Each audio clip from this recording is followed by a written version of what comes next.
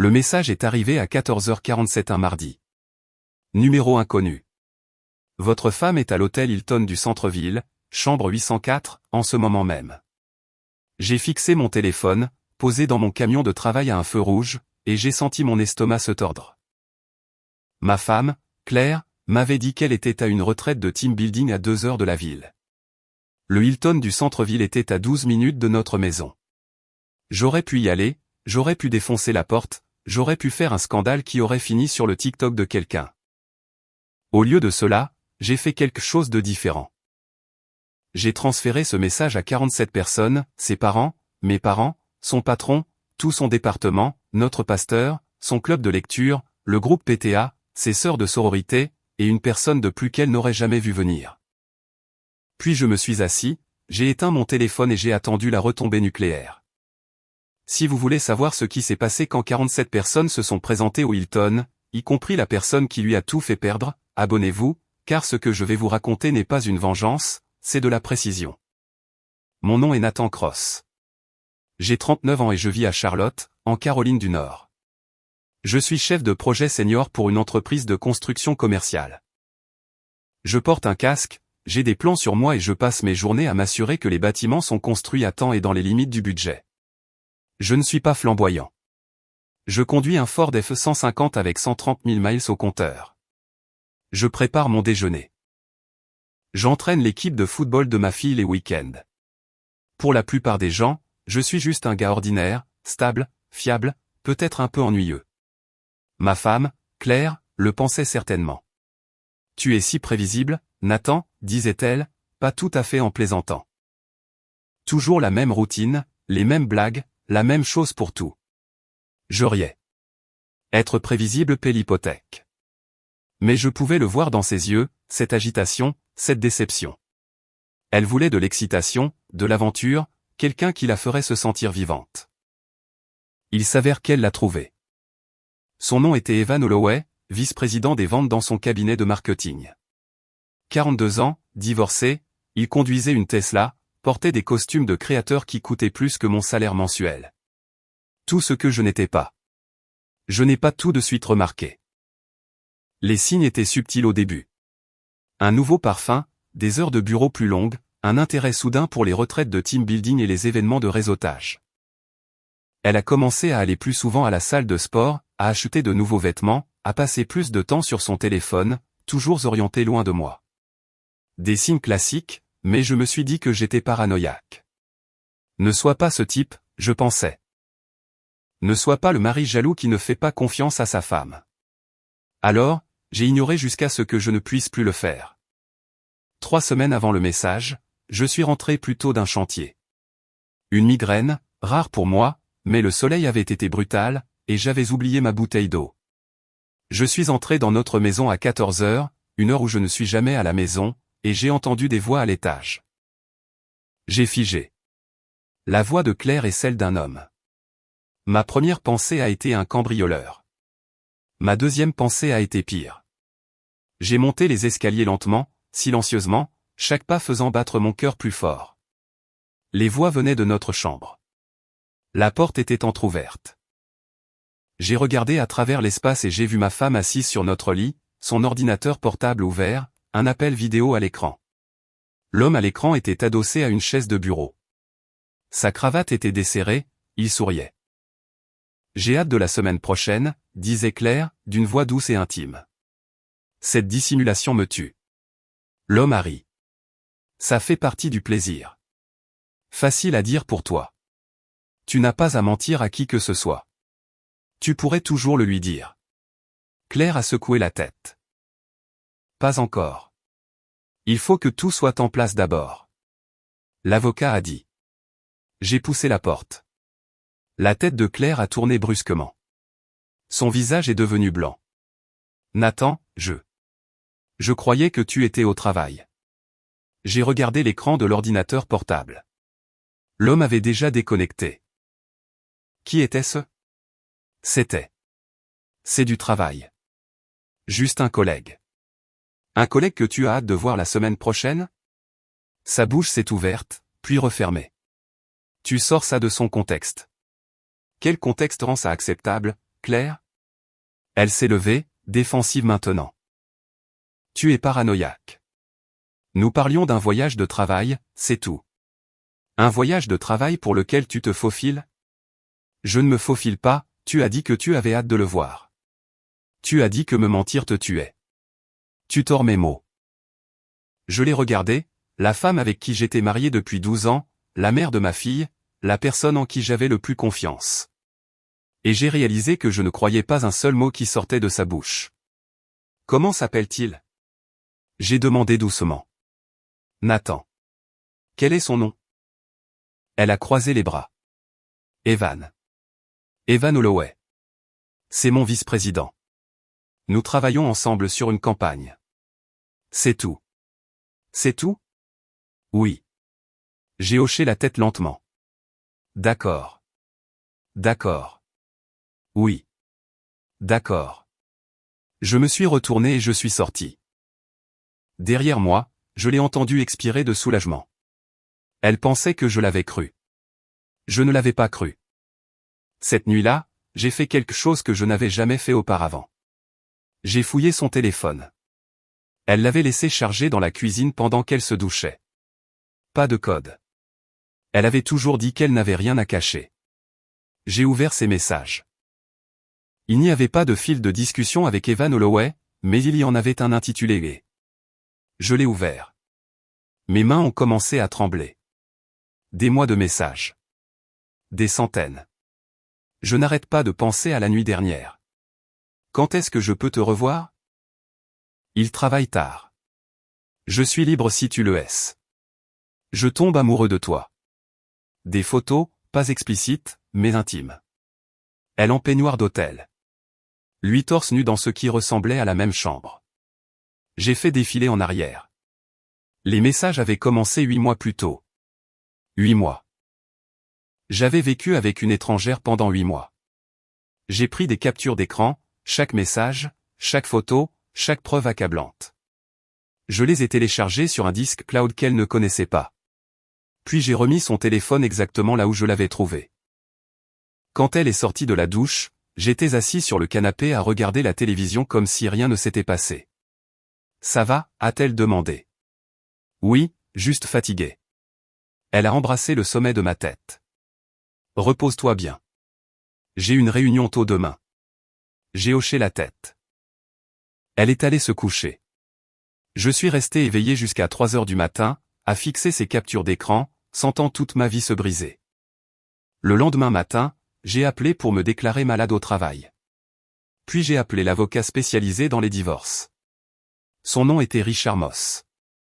58 ans, cheveux gris, réputation d'être impitoyable mais juste. Je me suis assis dans son bureau et je lui ai tout montré. Il a lu les messages, son expression n'a jamais changé. Depuis combien de temps le savez-vous, a-t-il demandé. 20 jours. Et vous ne l'avez pas confronté? Je l'ai confronté à propos de l'appel vidéo. Elle a menti. Il a hoché la tête. Bien. Ne la confrontez plus. Pas encore. Pourquoi pas? Parce qu'en ce moment, vous avez l'avantage. Elle ne sait pas que vous connaissez l'étendue de la situation. Au moment où vous la confronterez, elle prendra un avocat, commencera à cacher des biens, à créer un récit. Il s'est penché en avant. La Caroline du Nord est un État sans faute, mais nous pouvons quand même utiliser cela. L'adultère affecte la pension alimentaire, la garde, la division des biens, mais seulement si nous sommes intelligents. Que voulez-vous que je fasse? Documentez tout. Où elle va, quand, avec qui. Donnez-moi des dates, des heures, des lieux. Plus nous avons de preuves, plus notre position est forte. J'ai hoché la tête. Autre chose? Richard a souri. Ce n'était pas un sourire agréable. Oui. Ne révélez pas votre jeu, agissez normalement. Laissez-la penser qu'elle s'en sort. Pendant combien de temps? Jusqu'à ce que nous soyons prêts à frapper.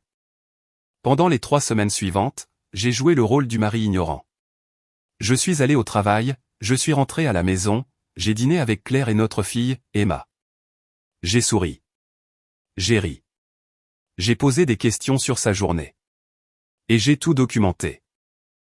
J'ai installé un traceur GPS sur sa voiture, légal en Caroline du Nord tant que j'étais copropriétaire du véhicule, ce que j'étais. Je le vérifiais tous les jours. Un déjeuner d'équipe signifiait 2 heures au Hilton. Une réunion tardive signifiait encore le Hilton. Une soirée entre filles signifiait, vous l'avez deviné, le Hilton. Toujours le même hôtel, toujours entre 13h et 17h. Elle avait une routine, et les routines sont faciles à prédire. J'ai embauché un détective privé. Son nom était Marcus, ancien flic, maintenant indépendant. Je lui ai donné les dates et les heures. Il m'a fourni des photos. Claire entrant au Hilton à 14h15. Evan Holloway entrant 7 minutes plus tard. Les deux partant ensemble 3 heures plus tard. Sur une photo, il avait la main sur le bas de son dos. Sur une autre, ils s'embrassaient dans le parking. Marcus m'a donné tout ce dont j'avais besoin. Voulez-vous que je continue, a-t-il demandé. Non, c'est suffisant. Il a hoché la tête. Désolé, mec. Ne le soyez pas. Vous venez de me donner la vérité. Le message est arrivé un mardi. J'étais assis dans mon camion, en train de revoir un plan de chantier quand mon téléphone a vibré. Numéro inconnu. Votre femme est à l'hôtel Hilton du centre-ville, chambre 804, en ce moment même. Je l'ai regardé fixement. Quelqu'un d'autre savait. Quelqu'un essayait de m'aider ou de me nuire. Je n'étais pas sûr de quoi. J'ai vérifié le traceur GPS sur la voiture de Claire. Effectivement, le parking du Hilton. J'aurais pu y aller. J'aurais pu défoncer la porte de la chambre 804. J'aurais pu traîner Evan Holloway par sa cravate de créateur. Mais je ne l'ai pas fait parce que je ne suis pas impulsif. Je suis prévisible. Et prévisible signifie que je planifie. Je me suis assis dans mon camion et j'ai ouvert mes contacts. Puis j'ai créé un nouveau groupe de discussion. J'ai ajouté les parents de Claire, Bob et Linda. Mes parents, Tom et Suzanne. La patronne de Claire, Jennifer Caldwell, PDG de la firme de marketing. Tout le département de Claire, 12 personnes. Notre pasteur, le révérend Mike. Son club de lecture, 6 femmes qui la connaissaient depuis l'université. Le groupe PTA, 8 parents de l'école d'Emma. Ses sœurs de sororité, 9 femmes avec qui elle parlait encore régulièrement.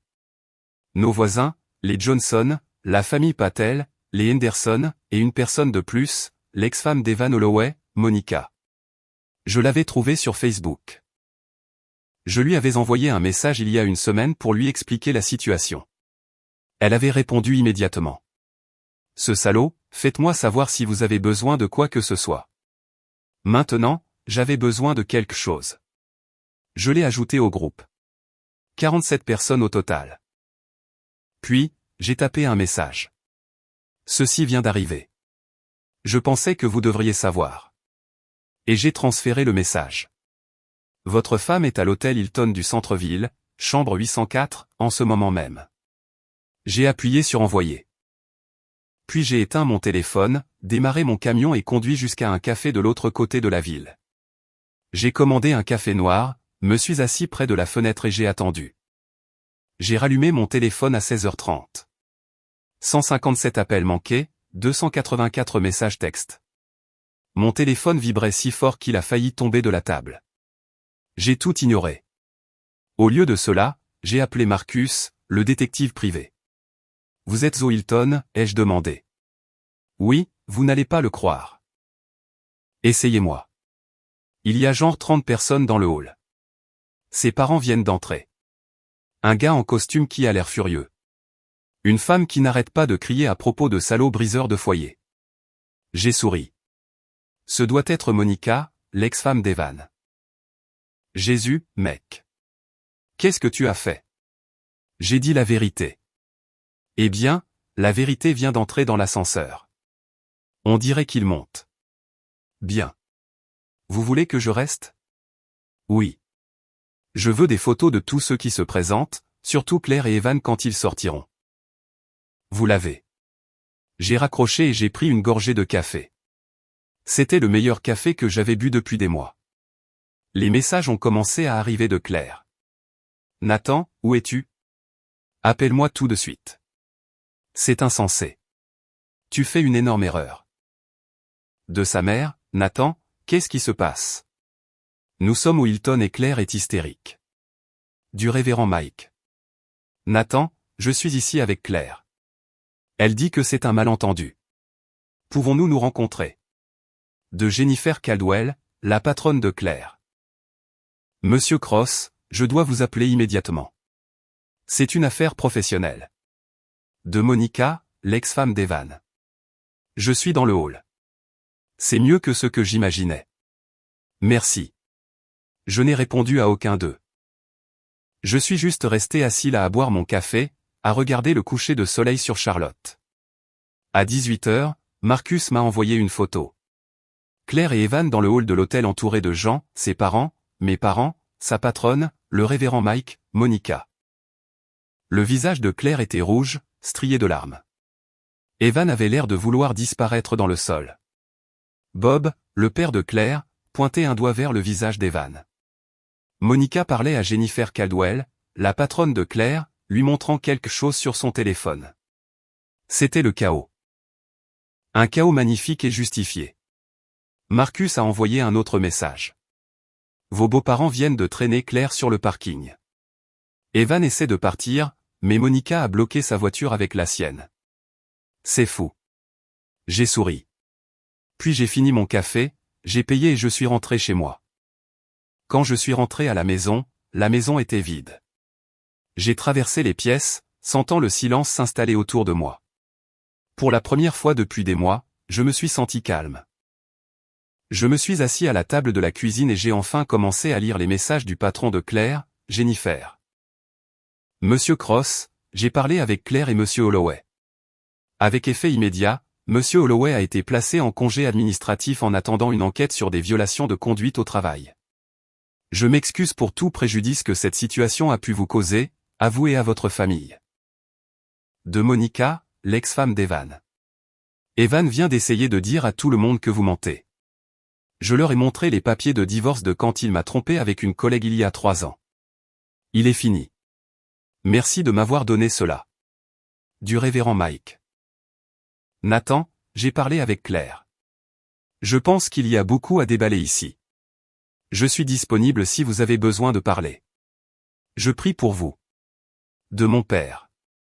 Mon fils, ta mère et moi sommes là pour toi. Tout ce dont tu as besoin. Et de Claire, envoyé il y a 2 heures. Je reste chez mes parents ce soir. Nous devons parler, s'il te plaît. J'ai posé le téléphone. Nous parlerions éventuellement, mais à mes conditions, pas aux siennes. Le lendemain matin, j'ai rencontré Richard, mon avocat. Il a vu la nouvelle, a-t-il dit en souriant. Quelle nouvelle? Il a tourné son ordinateur portable. Il y avait un article sur un blog de potin local. Dirigeant du marketing pris en flagrant délit d'adultère, confronté par des dizaines de personnes dans un hôtel du centre-ville. Pas de nom, mais suffisamment de détails pour que quiconque connaissait sache. Vous avez fait grand bruit, a dit Richard. J'ai fait valoir un point. Eh bien, ça a marché. J'ai reçu un appel de l'avocat de Claire ce matin. Elle veut déjà s'arranger. Son patron a mis Evan en congé. Ses parents sont furieux. La moitié de son cercle social est au courant. Elle n'a aucune influence et elle le sait. Richard a glissé un dossier sur le bureau. Elle propose une séparation nette. Pas de pension alimentaire, garde 50/50e d'Emma. Elle garde sa voiture et son compte de retraite. Vous gardez les vôtres. J'ai lu. C'est raisonnable. C'est une reddition, a corrigé Richard. Elle sait que si cela va au tribunal, les preuves d'adultère l'enterreront. Elle essaie de sauver ce qu'elle peut. Qu'en pensez-vous? Je pense que vous avez gagné. La question est, voulez-vous continuer à vous battre ou voulez-vous passer à autre chose? J'ai pensé à Emma, à la maison, à la vie que je voulais construire ensuite. Je veux passer à autre chose. Alors nous nous arrangeons. 2 semaines plus tard, j'étais assis en face de Claire dans une salle de conférence. Elle semblait plus petite, fatiguée. Ses yeux étaient rouges et cernés. Je suis désolé, dit-elle doucement. Je n'ai pas répondu. Je sais que ça ne répare rien, mais je le suis. Je n'ai jamais voulu te faire de mal. Tu voulais juste coucher avec quelqu'un d'autre. Elle a tressailli. Ce n'était pas comme ça. C'était comment, Claire? Elle a baissé les yeux. Je me sentais invisible, comme si je n'existais pas. Evan m'a fait me sentir vu. Je te voyais tous les jours. Non, tu voyais la mère, la femme. Tu ne me voyais pas, je me suis penché en arrière. Tu as raison. Je ne te voyais pas. Je ne voyais pas que tu me mentais depuis 8 mois.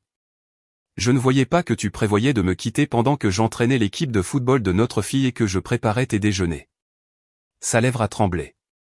Nathan, nous avons terminé. Claire, signe les papiers. Passe à autre chose. Elle a essuyé ses yeux. Et Emma? Emma aura 2 parents qui ne se détestent pas. C'est plus que ce que beaucoup d'enfants ont. Elle a hoché la tête. Nous avons signé. 3 mois plus tard, la vie avait trouvé un nouveau rythme. Emma restait avec moi pendant la semaine, Claire les week-ends. Ce n'était pas parfait, mais ça marchait. Claire avait quitté son emploi. Trop de commérage, trop de jugement. Elle a trouvé un nouveau poste dans une plus petite entreprise de l'autre côté de la ville. Evan Holloway avait été licencié. Son ex-femme, Monica, avait utilisé les preuves de l'affaire pour rouvrir son dossier de pension alimentaire. La dernière fois que j'ai entendu parler, il lui payait $3000 supplémentaires par mois. Le karma est drôle comme ça. J'étais au match de football d'Emma un samedi quand j'ai rencontré Sarah. C'était la mère d'une des coéquipières d'Emma, divorcée, un sourire gentil, elle travaillait comme infirmière. Nous avons commencé à parler sur le bord du terrain des enfants, de la vie, de la bizarrerie de recommencer sa vie à la fin de la trentaine. Vous êtes le gars, n'est-ce pas, a-t-elle demandé un jour. Quel gars?